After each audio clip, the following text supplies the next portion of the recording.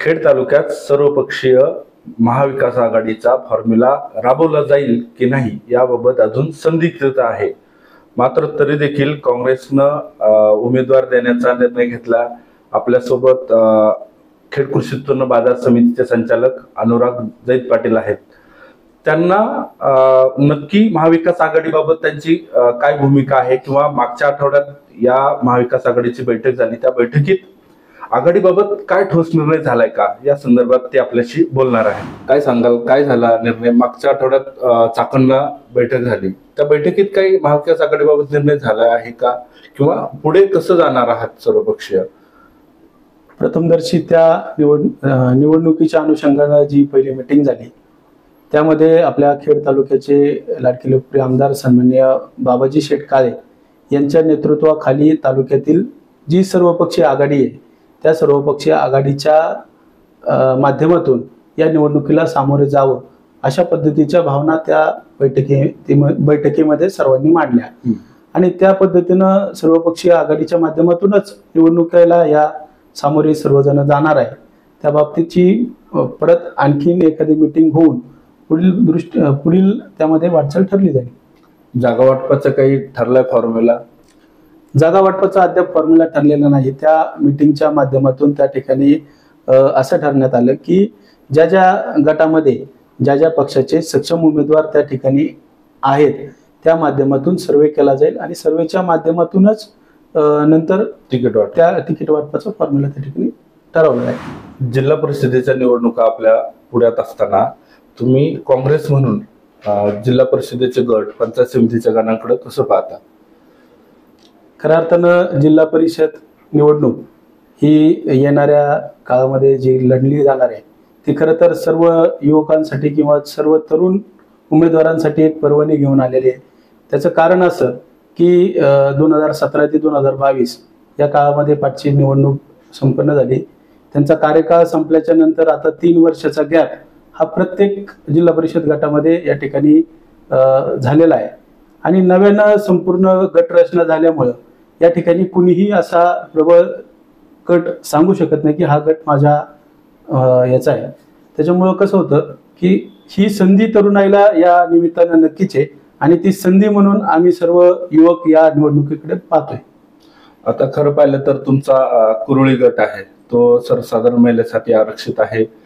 मग तुमचं पुढची रणनीती कसं असणार? तुम्ही त्या गटात काँग्रेसतर्फे दावा करणार आहात? तुम्हाला मी आताच सांगितलं की खेड तालुक्यामध्ये 8ही गटाच्या नव्याने रचना झालेल्या आहेत. कुणीही कुठल्या गटामध्ये वैयक्तिकरित्या दावा करू शकत नाही.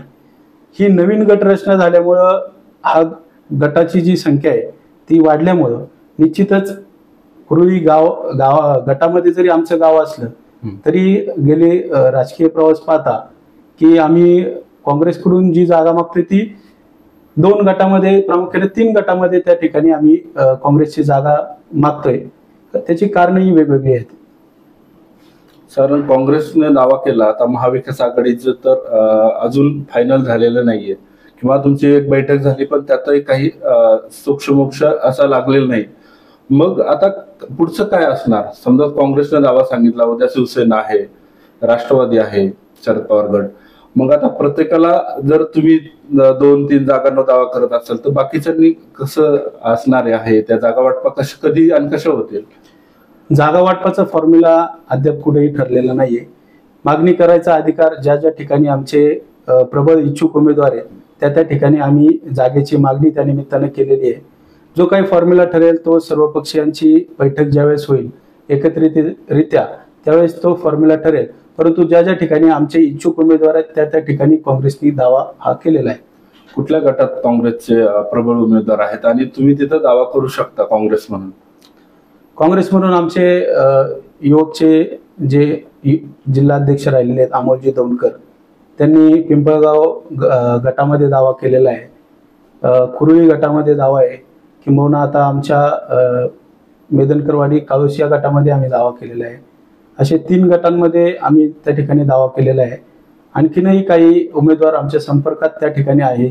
काँग्रेसला आमचं म्हणणं असं आहे की काँग्रेसच्या माध्यमातून आम्हाला त्या ठिकाणी जागा वाटपामध्ये जी आम्ही संधी मागतोय त्या संधीच्या माध्यमातून आम्हाला जी कोणती जागा मिळेल त्या जागेवरती संधीचं सोनं करण्याचा प्रयत्न काँग्रेसच्या माध्यमातून आम्ही निश्चित त्या ठिकाणी करणार आहे.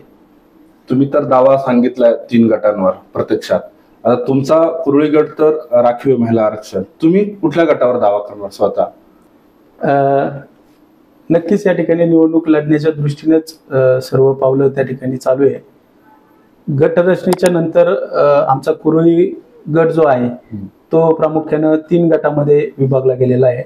त्यामध्ये काही गावं आमची पिंपळगाव गटामध्ये गेलेली आहेत, काही गावं आमची ही मेदनकरवाडी गटात आलेली आहेत आणि काही गावं आमची कुरळीमध्ये राहिलेली आहेत. त्यामुळं कुरळी गटाचे जरी विभागणी झालेली असली आणि नव्याने सर्व गट रचना झालेली आहे, कुठल्याही उमेदवाराला हा हे नाही, म्हणून मी कुरळी गटाच्या नंतर कुरळी गट आता राखीव आहे, त्यानंतर प्राधान्यानं या ठिकाणी मेदनकरवाडी काळूस या गटाकडं त्या ठिकाणी पाहतोय आणि त्या पद्धतीनं गेले 2 महिन्यापासून आपण तिथे तयारी देखील सुरू केलेली आहे. मेदनकरवाडी काळूस गटात तुम्ही निवडणूक लढवण्याचा निर्णय घेतलाय, तो तुम्ही सामोरे जाणार आहात, पण वास्तविक पाहता तुम्ही कुरळी गटातले असताना तुम्ही मेदनकरवाडी गटात उडी घेताय. तुमच्या आयात उमेदवार म्हणून लोक शिंतोडे उडवणार, ते कसे तुम्ही त्याला फेस करणार? मुळात निवडणूक लढण्याचा निर्णय, मी इच्छुक उमेदवार आहे, तिथे निवडणूक लढण्याचा निर्णय हा सर्वस्वी जागा वाटपानंतर त्या ठिकाणी ठरेल. परंतु या ठिकाणी गट तुम्ही म्हणले आयात उमेदवार, आयात ही संकल्पनाच तालुक्यामध्ये कुठल्याही गटाला त्या ठिकाणी लागू होत नाही. त्याचं कारण असं की तालुक्याची गटाची रचना संपूर्ण नव्याने तयार झाल्यामुळं त्या ठिकाणी कुठला तरी उमेदवार, एखाद्या गावाचा, ह्या गावचा उमेदवार दुसऱ्या गावामध्ये तो आयात म्हणूनच त्या ठिकाणी पाहिला जाईल. आणि राहिला प्रश्न आपल्या मेदनकरवाडी काळूस गटाचा, तर मेदनकरवाडी गटामध्ये आमच्या कुरळी गटातली काही गावं यामध्ये समाविष्ट झालेली आहे. त्याच्यामुळे ज्या गटामध्ये आपण यापूर्वी तयारी केलेली आहे ती गावं ह्या गटामध्ये असल्यामुळं त्या गटाशी आमची जवळीक आपोआप त्या गावांच्या माध्यमातून निर्माण झालेली आहे. आणि ही जी काही गावं आहेत ही तालुक्यातलीच आहे ना. एक उदाहरण माझं वैयक्तिक जीवनातलं तुम्हाला देतो. ज्यावेळेस मी ग्रामपंचायतची निवडणूक लढलो, खऱ्या अर्थानं आमच्या ग्रामपंचायतीचे माध्यमातून एक पोटनिवडणूक लागली. ती पोटनिवडणूक आमच्या गट नंबर 4 मध्ये, वार्ड क्रमांक 4 मध्ये लागल्याच्या नंतर त्या ठिकाणी उमेदवारी लढवण्याचा निर्णय आमच्या पक्ष प्रमुखांनी त्या ठिकाणी घेतला आणि तो घेतला, माझ्या नावावरती शिक्कामोर्तब झालं. परंतु मी राहिला 2 नंबर वार्डात होतो. तुम्ही जो आयातचा जो प्रश्न मांडलाय, मी राहिला 2 नंबरच्या वार्डामधला उमेदवार, 4 नंबरमध्ये निवडणूक लढवली, भरघोस मतांनी त्या ठिकाणी विजयी झालो. त्यावेळेस ग्रामस्थांनी त्या ठिकाणी कोणता प्रश्न, मनात शंका आली नाही की आयात उमेदवारी. त्याचं कारण असं की मी त्याच गावचा रहिवासी आहे, त्याच गावातून त्या ठिकाणी निवडणूक लढवलेली. लोकांचा विचार हा होता की काम करणारा व्यक्ती त्या ठिकाणी पाहिजे, जो चांगल्या पद्धतीने काम करू शकतो, लोकांना न्याय देऊ शकतो, अशा भूमिकेतून लोकांनी निवडणूक पाहिली. आणि मला वाटतं तालुक्यातली जनता देखील तेवढीच सुज्ञ आहे की ती असा आरोप कधी करणार नाही. ती प्रामुख्यानं काम करणारा व्यक्ती, समाजामध्ये असणारा व्यक्ती ह्याकडे बघूनच निवडणूक ही पाहिली जाईल. या ठिकाणी आयात हा प्रश्न तालुक्यामध्ये कुणाला पडणार नाही. मेदनकरवाडी काळूस हा गट पहिल्यांदा, काळूस हा गट तुमचे मामा अर्थात खेडळंदी विधानसभेचे आमदार बाबाजी काळे यांचा तो पूर्वीचा गट राहिलेला आहे. त्यात त्यांचं विजय झाला, त्या कारणानं त्यांना पुढं राजकीय कारकीर्द फुलली त्यांची. आता तुम्ही त्या गटात परत दावा केल्यावर लोकांना ग्रह होईल की मामानंतर भाच्याला संधी मिळते की काय, किंवा ती चर्चा होईल. मग या राजकारणाचा आमदारांच्या राजकारणावर काही परिणाम होईल असं वाटतंय? खरं तर आमचे मामा तालुक्याचे आमदार आदरणीय बाबाशेठ काळे हे एका गटापुरते मर्यादित न राहता संपूर्ण तालुक्याचे आता सध्या नेते आहेत. त्यांचा हा वैयक्तिक असा कुठला गट तर त्या ठिकाणी निश्चित नाही. सगळे गट हे त्यांचेच आहेत. त्यांनी दिलेला प्रत्येक उमेदवार हा त्यांचा प्रतिनिधी म्हणून सामोरे जाणार आहे. जे काही सर्व उमेदवार निवडणूक लढवतील त्यानंतर जे काही निर्णय होईल तो सर्वांना मान्य राहील. त्यामुळे शिंतोडे उडवण्याचा प्रश्न कुठे राहणार नाही.